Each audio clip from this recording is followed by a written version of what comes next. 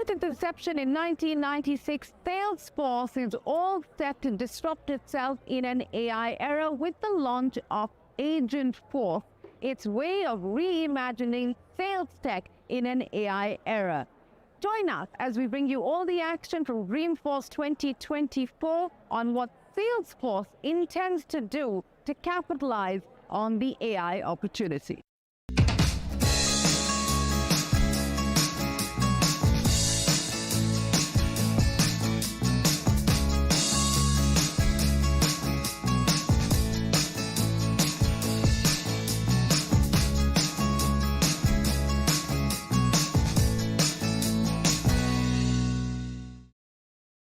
It is my absolute pleasure to welcome on the program a man who is tracked very closely across social media. He calls himself the Chief Digital Evangelist at Salesforce, but his job description is much more of a listener, a learner, and a storyteller. Vala Afshar, what's an absolute pleasure to have you join us here at Dreamforce, which many are calling it the Disneyland of the tech world minus the rides.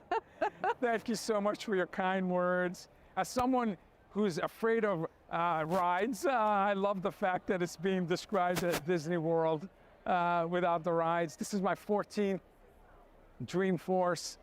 Half the time I attended as a customer, tried to expand my mind, connect with trailblazers to learn, and bring that value back to my company. And for the past 9 years, I've had the privilege of working at Salesforce, trying my best to give back. You know, Mark said that this is the big moment, that Salesforce is going all in with its AI Agentforce, and he's virtually betting the future of the company on this idea, and you believe that this is going to reimagine sales tech as we know it. How do you view this chapter? Those are powerful statements that our co-founder made. I believe this is the most important Dreamforce. We're a 25-year-old company, a company that pioneered software as a service. We pioneered cloud computing. And this year, on our 25th year anniversary, we believe agentic AI, is the most important technology in the enterprise and in the business world. In contrast to chatbots and co-pilots where they simply assist you, we now have AI agents that can work with you and take action on your behalf. They have much deeper understanding of language. They have reasoning capabilities. They can adapt based on experiences. So they can work alongside you and augment your ability to deliver value to your stakeholders or do it on your behalf. This is an inflection point that in my 30 years of technology, I believe is the most important moment for us. This is the way AI was meant to be. It's agents and humans working together, delivering value to our customers. And we're activating thousands of our customers during Dreamforce, where they can build their own AI agents and help turbocharge their businesses in terms of delivering value at the speed of need. From where we find ourselves today to a real takeoff and real adoption, you know, what are we talking about? A couple of months, a couple of years? You know, I can look at Salesforce and how we've transformed ourselves just in the last 18 months, becoming an AI enterprise company. For us, the journey wasn't a couple of months or a couple of years. You know, we've been on this AI journey for 10 years. 10 years. Yeah. Our first acquisition, launching our research team, the first Silicon Valley company, to my understanding, to hire a senior executive responsible for ethical and humane use of software. You know, we believe the business can be the greatest platform for change. We believe values create value, but much like any new technology, it's an understanding where people may be timid, may be scared, may have questions about what happens when software can do the job. And so for us, it's really making sure that the ethical, the privacy, trust is our #1 core value. And so this is about augmenting workers. This is about bringing joy to work. When you see research that says 41% of workers are tired, 80% are susceptible to burnout. It's because, frankly, businesses, no fault of their own, because we didn't have the technology to assist, assign mundane, repetitive tasks. And so you can spend your entire career working on things that frankly could have been delegated to software, so you can invest back in yourself. You can come to conferences like Dreamforce and learn about AI. You can get certifications on Trailhead at no cost and better yourself. Ultimately, I think society will benefit for what is, in my humble opinion, electricity for the 21st century. And I think at some point, government, public sector may work together and recognize that AI should be considered a human right. How afraid or concerned are you about the consequences, the unintended consequences of what AI could do, the harm that AI could do if we don't have the guardrails in place? That's a great question. Personal belief, it's not the technology that does good or bad, it's the people that use the technology. And to answer your question, if you're guided with trust as your number one core value, you have the right intentions and the right benevolence, you will create products with the proper guardrails, with the proper inclusion principles where your customers and your partners and your communities, all stakeholders, and we consider Earth as a stakeholder, because we want to make sure that, you know, our children and our grandchildren can benefit as we have. So those guardrails are just ingrained in our DNA. Every decision we make is guided with the customer in the middle. And, you know, we have research teams and ethical and humane use of software teams that help us leverage technology. We're customer zero when it comes to AI. At Salesforce, we have invested and implemented over 50 AI applications. And according to our research, in the last 90 days, we have saved roughly 50,000 hours of productivity. That's 25 man years in 90 days.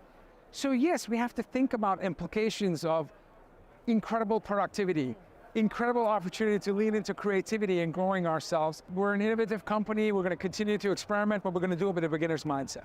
How hard is it to continue to retain the beginner's mindset? We're one of the most active corporate venture capital arm in the country. If I had to guess, I would say we invest in a startup on a weekly basis, because as I look at the hundreds of startups that we've invested in, north of, I believe, $6 billion. We just announced Monday that we have $1 billion fund focused on generative AI startups. And and of course I'm speaking to someone who knows startups more than anyone maybe on earth.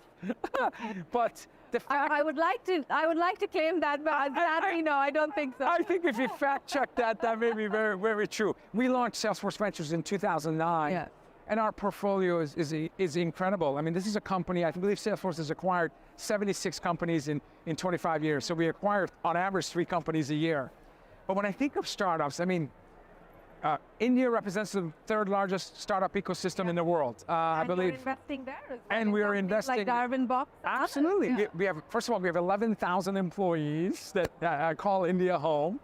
And when 1 in every 10 unicorn in the world is coming from India, when you have 111 startups with a $350 billion valuation, with a country that's growing at nearly 7% GDP, and most forecasts believe that India will become the 3rd largest GDP economy in the world, and will surpass Japan and Germany in the very near term. It's incredible to know that part of this urgency, where we believe no company, regardless of success or size, is immune to disruption. Part of maintaining that healthy, inquisitive beginner's mindset is our corporate venture capital arm. The other is investing in education. We just announced yesterday, we're donating $23 million to high schools and middle schools. I have a 14-year-old son.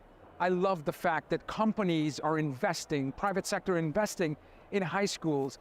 I didn't understand emerging trends until I was in grad school. So I love the fact my son could be exposed.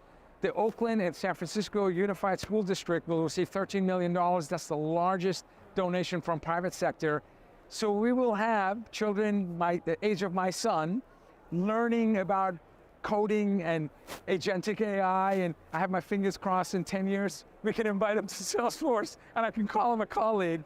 But that spirit of giving, that spirit of urgency, that spirit of wanting to be accessible and connected, all our buildings around the world will dedicate floors where communities can come and learn at no cost about AI and how AI can turbocharge their businesses. You've just announced a strategic partnership with NVIDIA here at Greenforce, and you've talked about the 7 principles in Boundless, and one of them is shared success.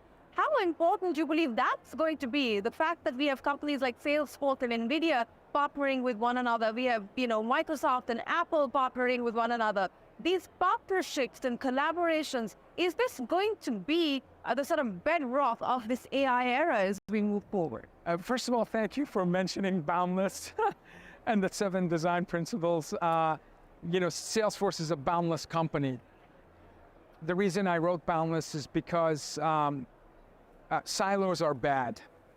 And you moved from a silo mindset to a more networked, resourceful mindset. Personally, I had a silo mentality for most of my professional life. And in my 40s, I recognized, and partly because of the impact Salesforce had on me as an individual, and when I was a customer of Salesforce, I realized the power of flow. And nothing happens until something moves. Albert Einstein said that.